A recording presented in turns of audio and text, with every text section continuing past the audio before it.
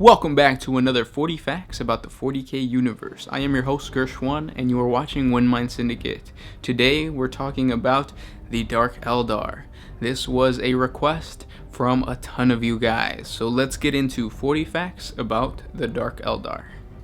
Dark Eldar are a playable race in the Warhammer 40k miniature game. The Dark Eldar are the forsaken and corrupt kindred of the Eldar, an ancient and highly advanced alien race whose vast empire once stretched throughout the known galaxy, but now clinges to survival by a thread. The Dark Eldar revel in piracy, enslavement, torture, and are extremely sadistic. They torture their enslaved prey in order to feed off the psychic energy produced by their victims' agony. A large proportion of their units have exceptional initiative in the game, but have quite low toughness and strength. Dark Eldar armies are designed to appear sleek and built for speed, favoring that over protection. Dark Eldar became its standalone army because of how common it was to see gamers collect, convert, or customize Dark Eldar miniatures and still use the Eldar rules. The first Dark Eldar Codex came out in 1998 and was not updated until 2003. The Dark Eldar are known as Eldrith Yennis in the Eldar lexicon. The Dark Eldar do not live on a settled world or world, but rather the bulk of their population is concentrated in one foul city-state, the Dark City of Commorragh. The Dark City of Commorragh lies within the ordered immaterium of the Eldar webway. The Dark Eldar of the warrior castes are tall, light, and white-skinned humanoids with elf-like features.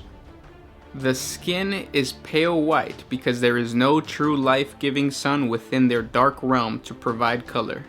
Unlike the Craftworld Eldar, Dark Eldar do not integrate their powerful psychic abilities into their culture because doing so would draw too much attention from the chaos god Slaanesh. Gradually, the Dark Eldar are losing or have lost their natural psychic ability during the millennia following the fall of the Eldar race. This is why they are so dependent on torturing of slaves. Slaves are used as currency in the Dark Eldar culture. All other races are seen as cattle to the Dark Eldar. 10,000 Terran years ago, the mighty Eldar Empire fell to ruin after the birth of the god Slaanesh. During this time, it was when the Dark Eldar were born. Before the great fall of the Eldar, they were masters of the galaxy. Their empire comprised of millions of worlds, larger and more powerful than even the Imperium of Man at its height of power. Eldar have more complex minds and souls compared to the other sentient beings in the galaxy. Because of this, the Eldar soul shows much brighter in the warp than the lesser sentient beings like humans. There was no need for hard work or labor in the Eldar society, leaving the Eldar free to indulge in other pursuits. They began to explore more deeply the art of pleasure, delving ever deeper into hedonism.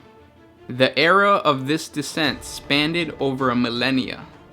Sects called pleasure cults were formed, dedicated to achieving the highest level of hedonistic sensation, and their ceremonies and practices became ever more wild, eventually developing into violence against one another and even the ritual sacrifice of their own kind. Many Eldar disliked what their race had become and broke away from these practices, but a great proportion of the leaders of the ancient Eldar society who possessed the wealth and time to truly explore the meaning of descendants went to even more extremes of pleasure seeking. The leaders of the pleasure cults that were becoming a centerpiece of Eldar society became obsessed with their own power. So great was their political influence that they could command the construction of entire extra-dimensional subrealms just for themselves, moving their headquarters into the webway. These pleasure cult lords continued to grow in power and influence, initiating more and more of the ancient Eldar population into their strange and shadowy creeds of pleasure. The constant stream of individual selfishness, indulgence, poured into the warp from the Eldar Empire, nourishing and empowering that which lay within, a god of pleasure and pain, content to wait and grow. As the Eldar Empire sank into more corruption and descendants, brother turned against brother in a pursuit of even more extreme and dark pleasures. The streets of Eldar cities ran with blood. The elegant architecture of their palaces became battlegrounds as the Eldar preyed upon each other, reveling in the cruelest of crimes. With an apocalyptic bellow that tore the heart out of the Eldar Empire, a new chaos god was born, Slaanesh, the Dark Prince of Excess. Slaanesh was better known as She Who Thirsts to the Eldar and was seen as inherently female. The souls of billions of Eldar were stripped away in an instant and devoured by the newborn chaos gods in a combination of pain and terror. There were few survivors. A great warp rift was created in the material universe at the site of what had once been the epicenter of the Eldar civilization, encompassing almost the entire Eldar Empire and creating the Eye of Terror. Slaanesh consumed the ancient deities of the Eldar and scattered their psychic remains to the far corners of the Immaterium. The Eldar civilization was gone. The only Eldars that remained were those from the pleasure cults who were hidden in the subrealms of the Webway, and those of the Maiden Worlds. To learn more about the Maiden Worlds and the Craft World Eldar, please check out our 40 facts about the Eldar. In their arrogance, the pleasure cult Eldar did not end their quest for excess and pleasure. Following the death of their empire, repentance was a meaningless concept for the people that no longer acknowledged any limits on their actions, regardless of the consequences. Even though it was the actions of the Eldar, both in real space and in the Webway, that gave birth to Slaanesh, the gods still wanted to consume every Eldar soul. The Eldar of the Webway became exceptionally good at ensuring that other beings suffered in their place. As long as they steeped themselves in the most evil and savagely descended acts, the Eldars of the Webway found that the curse of Slaanesh would be avoided. It was then that the Dark Eldar were born, a race of sadistic murderers and torturers who feed upon the sufferings of others in order to prevent the slow death of their own immortal soul. The greatest of the Webway port cities was Commorragh. This city was impossibly vast, able to transport a fleet to any of the most vital planets of the Eldar Empire before the fall.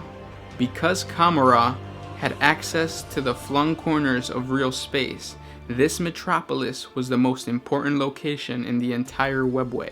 Commorragh was too valuable to the Eldar as a whole to belong to any single aspect of their empire, so it existed outside the jurisdiction of the Great Eldar Council of the time. The Webway city port quickly became a magnet for those that wished their deeds to remain hidden from the prying eyes. The realm of Commorragh expanded unstoppably as wealth flowed across its borders before the fall. The lords who ruled Commorragh's dens of vice grew in status alongside their adoptive city, initiating more and more of the Eldar into their pleasure cults.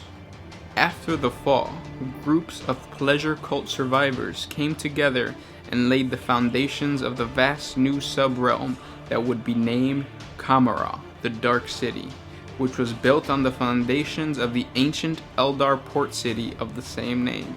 As more and more Eldar survivors from the Webway began to arrive, they soon added their own regions to the new realm, slowly making it even larger and more heavily populated, until it became what is known today, a vast domain, an infernal city of suffering and death. And those were 40 facts about the Dark Eldar. I hope you guys enjoyed the facts. Of course, there's going to be a part 2 because the Dark Eldar race is very fluffy. Well, not as fluffy as some of the other races, but we are going to get into more of their lore. So subscribe to the channel for the part 2. and of course check out the channel if you haven't already, because we have other lore videos. Thank you guys so much for watching, and I hope your painting is going well.